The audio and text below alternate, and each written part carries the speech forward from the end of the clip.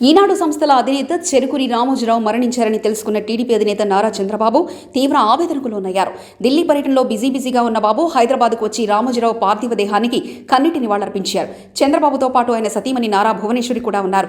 ఈ సందర్భంగా మీడియాతో మాట్లాడిన చంద్రబాబు పలు విషయాలను పంచుకున్నారు. రామోజీరావు మరణం చాలా బాధాకరమని తీవ్ర భావోద్వేగానికి గురయ్యారు. ఈ తెలుగు జాతి కోసం పనిచేశారు.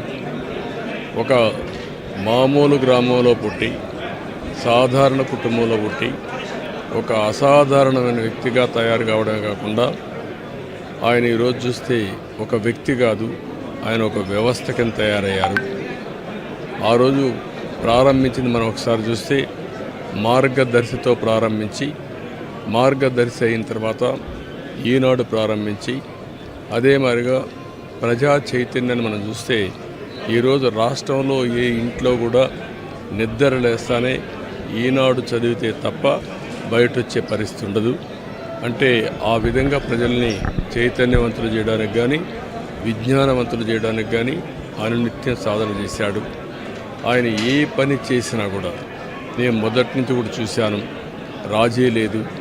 40 ఏళ్ళుగా నేను ఆయనతో కలిసి ఉన్నప్పుడు కూడా ఆయన పరిచయం ఉన్నప్పుడు కూడా ఏ రోజు కూడా ఆయన ఒకటే చెప్పేవాడు, మీరు ఏమి చెప్పినా నేను మాత్రం ధర్మం ప్రకారమే పనిచేస్తాను, విధి నిర్వహిస్తాను తప్ప నేను ఎల్లప్పుడూ ప్రజాపక్షానే ఉంటానని చెప్పి స్పష్టంగా చెప్పిన వ్యక్తి రామోజీరావు గారు.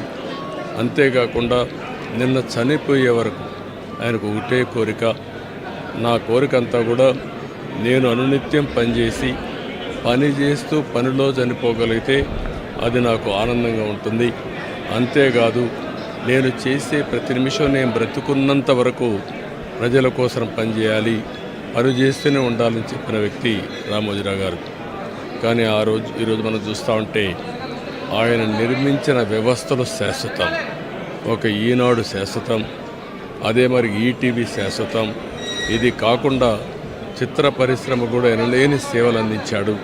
ఈరోజు రామోజీ ఫిల్మ్ సిటీ మీరు చూస్తే దేశంలోనే ఒక అత్యున్నతమైన స్టాండర్డ్స్లో రామోజీ ఫిల్మ్ సిటీ తీసుకొచ్చి ఆయన అనునిత్యం చెప్పేవారు, నేనేదో ఒక కమర్షియల్ కాంప్లెక్స్ కట్టచ్చు, వ్యాపారాలు చేయొచ్చు, నా వల్ల ఈ సిటీకి లాభం రావాలి, అదే మరి రాష్ట్రానికి ఆదాయం రావాలి, టూరిజం కింద ఉండాలని చెప్పి చేశారు.